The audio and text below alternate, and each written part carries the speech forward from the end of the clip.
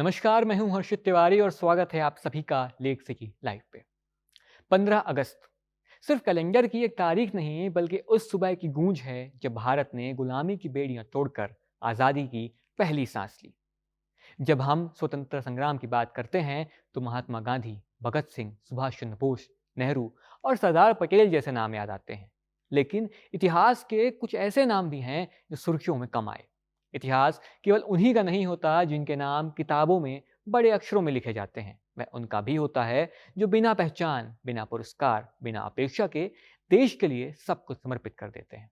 भारत की आज़ादी की लड़ाई ऐसी ही हजारों महिलाओं के साहस और बलिदान की भी कहानी है, जिसमें किसी ने तलवार उठाई, किसी ने कलम, किसी ने तिरंगा, तो किसी ने अपनी आवाज को ही क्रांति बना दिया। जिन्होंने इतिहास नहीं, भारत का भविष्य लिखा।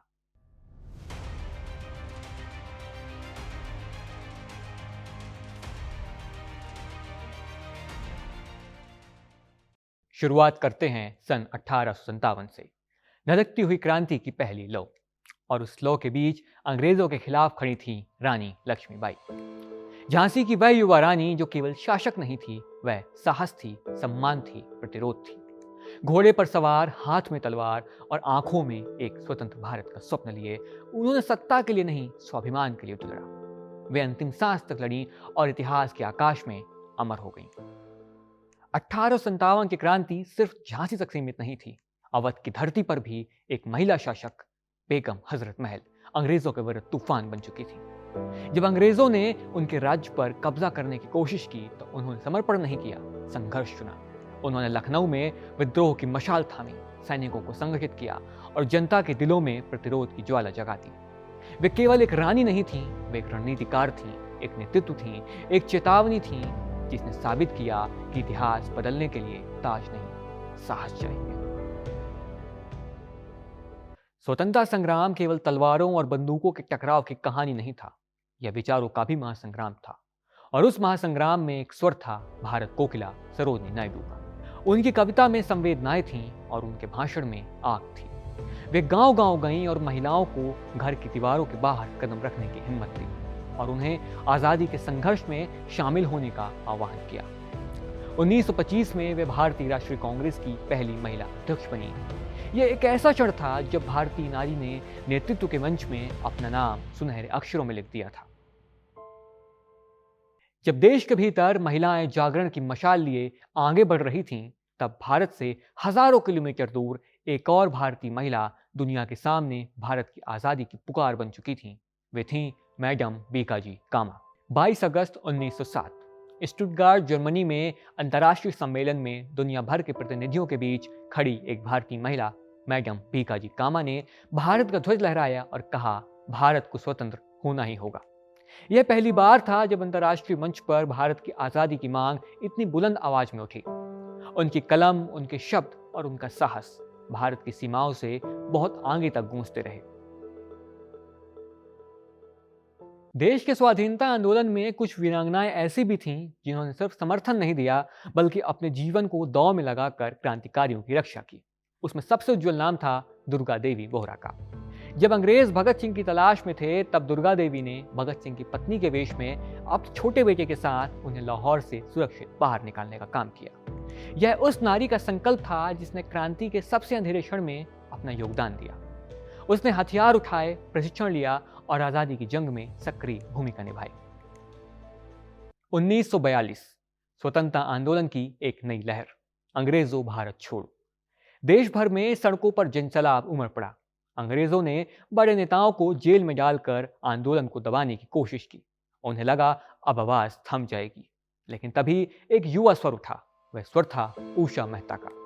सिर्फ 22 वर्ष की उम्र में उषा मेहता ने अंग्रेजों की आंखों से बचकर कांग्रेस रेडियो की शुरुआत की।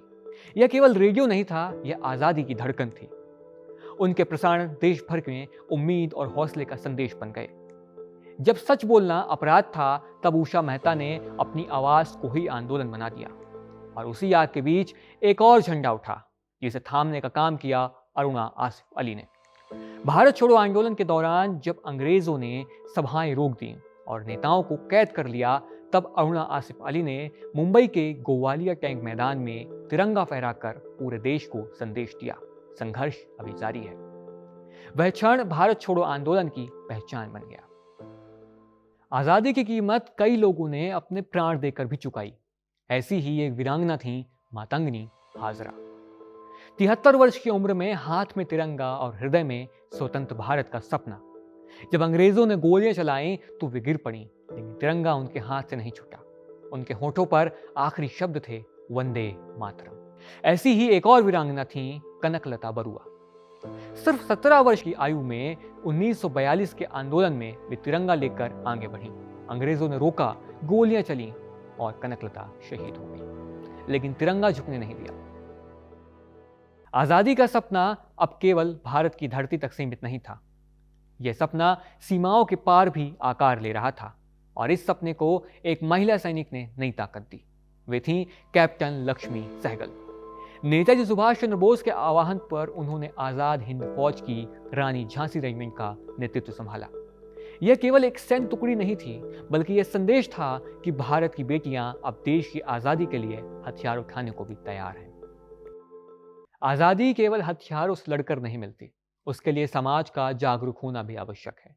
एक ऐसा समाज जहां शिक्षा हो, समानता हो और हर व्यक्ति को आगे बढ़ने का अवसर मिले।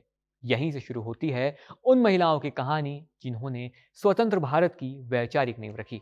सावित्रीबाई फुले, भारत की पहली महिला शिक्षिका। जब लड़कियों की शिक्षा को अपराध समझा जाता था, तब उन्होंने साहस के साथ समाज की परंपराओं को चुनौती दी। उन्होंने सिर्फ बच्चों को पढ़ना लिखना नहीं सिखाया, बल्कि पूरे समाज को समानता का पाठ पढ़ाया। ऐसी ही देश की एक और नायिका पंडिता रमाबाई ने विधवाओं, बेसहारा महिलाओं और बेटियों के लिए शिक्षा और सम्मान के नए रास्ते खोले। उनका संघर्ष याद दिलाता है कि स्वतंत्रता केवल राजनीतिक नहीं होती, बल्कि सामाजिक और मानसिक स्वतंत्रता भी उतनी ही आवश्यक होती है। आज जब हम स्वतंत्र भारत की उपलब्धियों पर गर्व करते हैं, तो हमें याद रखना चाहिए कि 15 अगस्त 1947 की आज़ादी दशकों के संघर्ष, त्याग और अनगिनत महिलाओं की अदम्य इच्छा शक्ति की नींव पर खड़ी है।